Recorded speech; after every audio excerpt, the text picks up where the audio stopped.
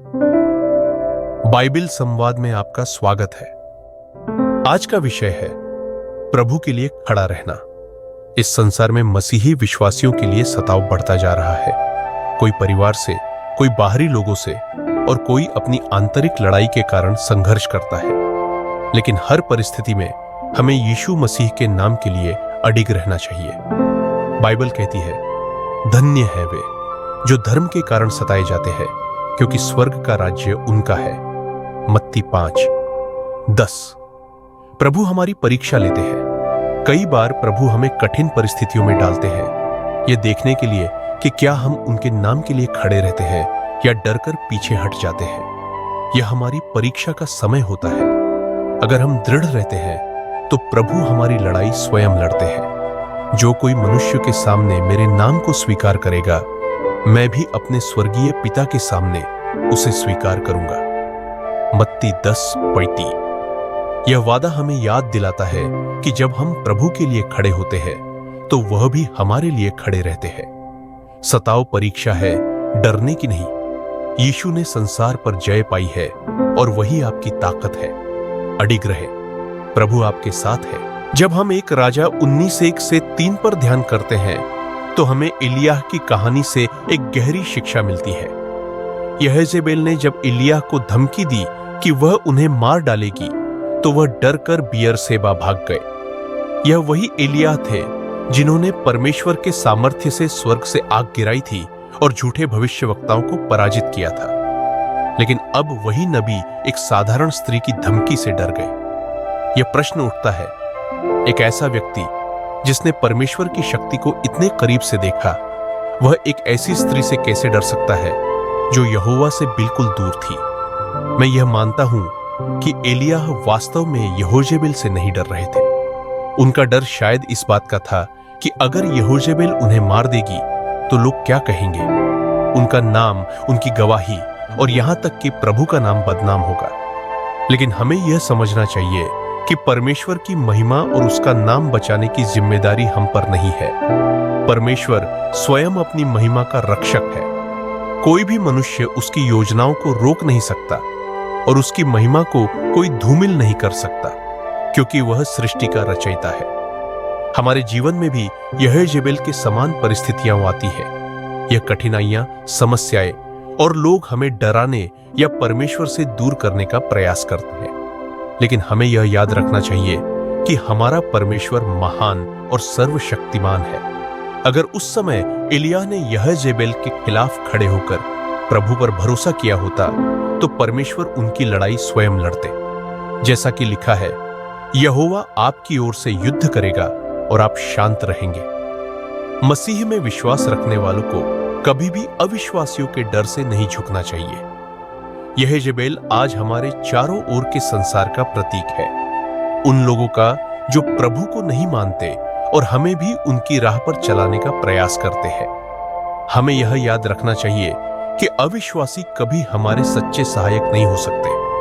जब हम डर कर झुकते हैं तो वे हर बार हमें डराने की कोशिश करेंगे। एक उदाहरण लेते हैं, वे परिवार जो अकेले विश्वास में चलते हैं और उनके अन्य परिवारजन अविश्वासी होते हैं। अक्सर यह देखा जाता है कि अविश्वासी उन्हें अपने रास्ते पर चलने के लिए दबाव डालते हैं। लेकिन ऐसे समय में हमें साहस के साथ खड़ा रहना है।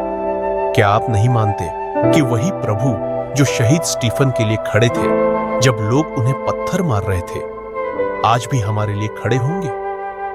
प्रभु यीशु कहते हैं कि जो उनके नाम के लिए दुख सहते हैं, उनका प्रतिफल स्वर्ग में महान होगा। इसलिए हमें यह समझना चाहिए कि सताव का समय हमारे विश्वास को मजबूत करने का समय है।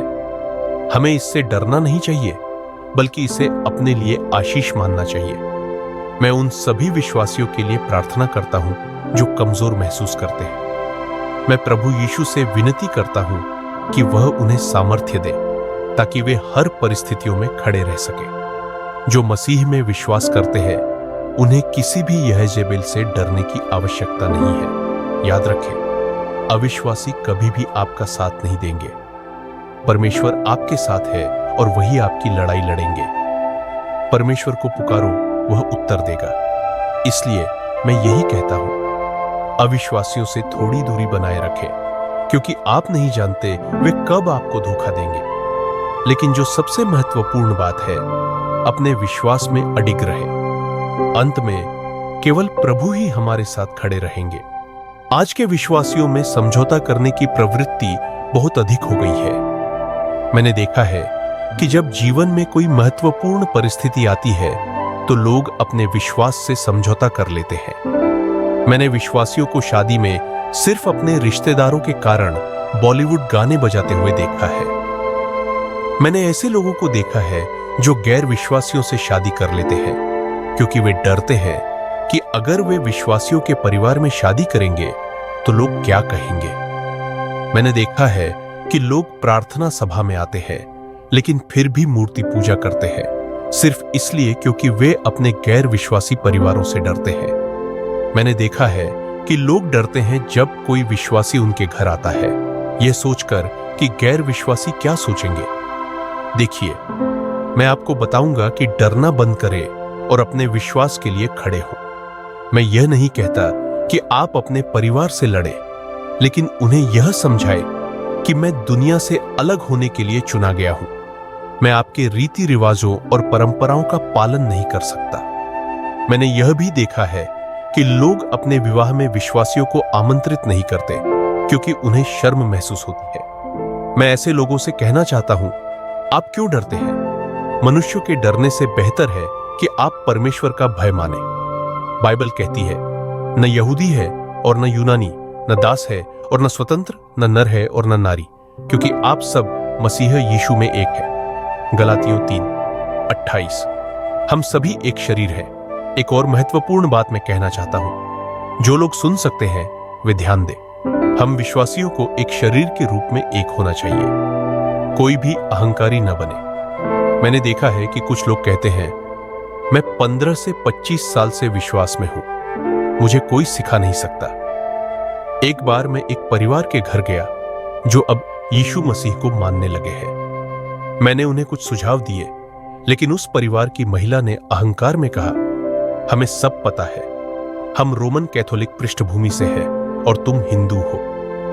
यह सुनकर मुझे बहुत दुख हुआ। ऐसे लोग एकता में बाधा डालते हैं।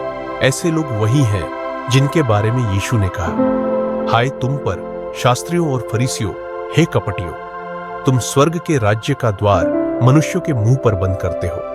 तुम न तो स्वयं प्रवेश करते हो और न उन्हें प्रवेश करने देते हो जो प्रवेश करना चाहते हैं। मत्ती 23:13।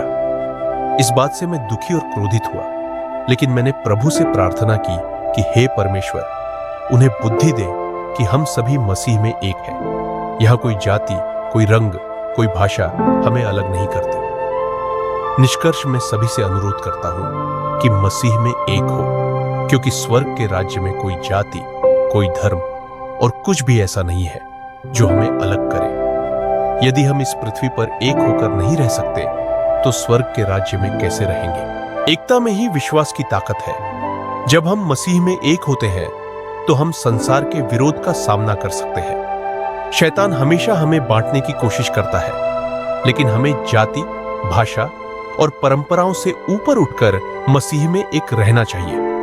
बाइबल कहती है, यदि परमेश्वर हमारे साथ है तो कौन हमारे विरुद्ध हो सकता है? रोमियो 8:31। जब हम विश्वास के लिए खड़े होते हैं तो प्रभु स्वयं हमारे साथ खड़े होते हैं। हमें प्रार्थना में संगति करनी चाहिए, एक दूसरे का सहारा बनना चाहिए और हमेशा अपने विश्वास के लिए अडिग रहना चाहिए। याद रखें, एकता में ही शक्ति है और यही हमारी गवाही है। आइए हम सब मिलकर प्रभु यीशु के नाम की महिमा करें। आइए हम प्रार्थना करें। प्रिय परमेश्वर, आपकी महिमा और सामर्थ्य अनंत है।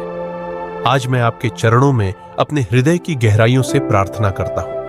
हे प्रभु, इस कठिन और अनिश्चित संसार में जहां अविश्वास और अधर्म फैला हुआ है, हमें आपकी शक्ति और साहस की आवश्यकता है। हमें वह सामर्थ्य दे कि हम आपकी सच्चाई और प्रेम में अडिग रह सकें। जब चारों ओर अविश्वास के बादल घिर जाए, तब हमारा विश्वास आपके प्रकाश में और दृढ़ हो। प्रभु, हमें इस संसार में चलने की शक्ति दे जो अक्सर आपकी शिक्षाओं के विपरीत जाता है।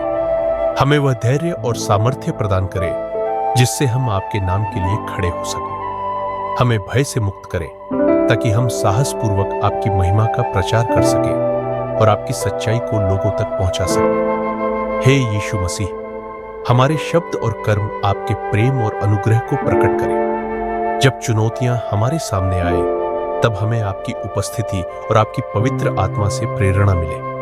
हमें कभी भी आपके नाम को अपनाने में झिझक न हो। हे यहोवा, आपके मार्गदर्शन और बलिदान के लिए हम आपके आभारी हैं। हमें अपनी आत्मा से भर दे ताकि हम आपकी गवाही देने में दृढ़ और निडर बने रहें। हमें ऐसा जीवन जीने दे जो आपकी महिमा को प्रतिबिंबित करे और आपकी योजना के अनुसार हो। हे प्रभु, कठिन समय में भी हमें यह स्मरण रहे कि आप हमारे साथ हैं और आपकी योजना हमें शांति और विजय की ओर ले जाती है। हम आपकी महिमा और आपकी शक्ति को सदा सराहते हैं। आपके नाम में हम हर परीक्षा का सामना करेंगे। आमीन।